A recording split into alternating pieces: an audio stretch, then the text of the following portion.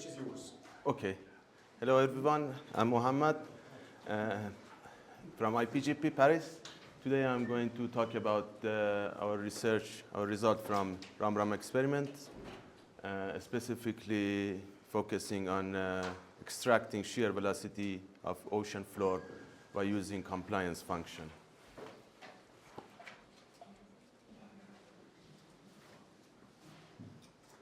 I will start with the data set. RAM experiment conducted between 2012 to 2013. There were 57 ocean bottom stations, which 9 of them is useful for our purpose because they are broadband seismic station. 3 of the stations, this is the map of the different stations that we are going to use. 3 of them are on Somali plate, and 5 of them are on the oceanic ridge, southwest ridge and central Indian ridge. This is one of the examples of the broadband station. Within this spherical green unit, there is a Trillium-240, which record the seismic activity. And on the back of the station, there is a differential pressure gauge, which simultaneously record the pressure data with the seismic data. Compliance measure how much seafloor moves under the pressure, under the forcing pressure by the infragravity wave, which travel this medium and deform the ocean floor. Theoretically, compliance is equal to vertical displacement in blue over vertical stress in red. In the frequency domain, this is the power spectral density of the 4 channels of station RR52, which is on the ridge.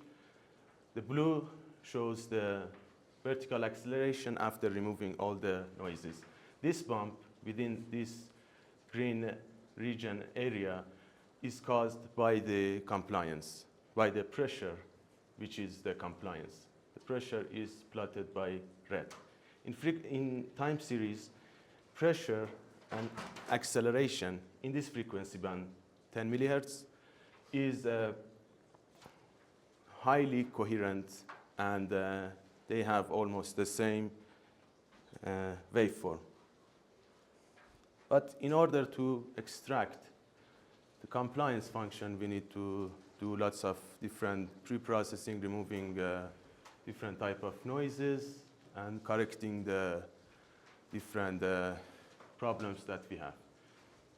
This is coherence over time, or coherogram, between vertical acceleration and pressure. This is time, this is frequency, and the color shows the degree of the coherency between these 2 channels. We are going to compute the compliance function in this area. But as you can see, the coherency here is really low, which we are going to improve by removing different type of noises. First noise that we are going to remove is tilt noise. Tilt noise caused by fluctuation and currents in ocean fluctuation and currents, in which the seismometer tilts away from its orthogonal direction, and some portion of the horizontal, which have the higher amplitude, is recorded by vertical component. We simply bring it back by simple rotation by minimizing the variance on the vertical acceleration on hourly basis. Then there is a glitch, hourly glitch, that caused by the computer that is attached to the OBS. That computer wakes up every hour and produces these glitches. We use comb method, which cut the data down to 1 hour, stack the data, and multiply by a comb function, and remove from the data. And this is before and after removing these glitches. And this is filter as well. This is after removing these 2, and you can see this is raw data, and this is the deglitched, tilt reducted. And you can see it is evident that here the coherency increase in this frequency band.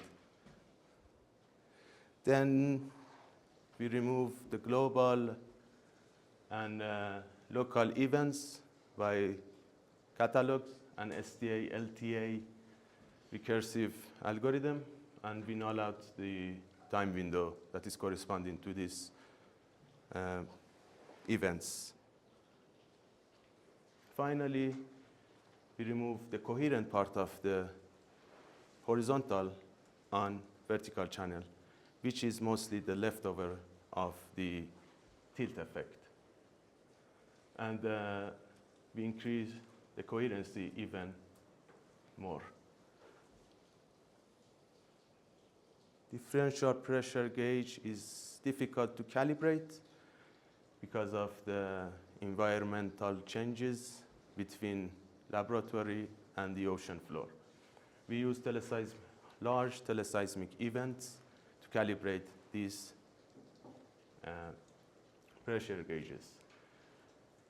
For the teleseismic event in Rayleigh waves frequency band here, this is the frequency and this is the spectral ratio between pressure and acceleration. This ratio is equal to rho multiplied by h, which is the weight of the water. We measure the P over H ratio plotted by blue. We compute the theoretical ratio plotted by pink, and with simple grid search, we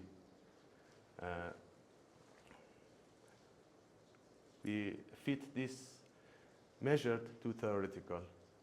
And for this station, the gain factor is 0.67, which means that pressure gauge was showing us bigger amplitude. All the pre-processing step here is finished, and now this is 1 month of the same plot instead of 1 year. We just want to work with those time windows that the coherency is higher than a threshold, which we put 0.8. We take these time windows and measure the compliance. Compliance is vertical acceleration plotted in red.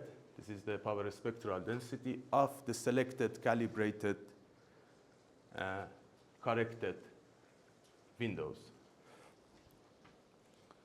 over pressure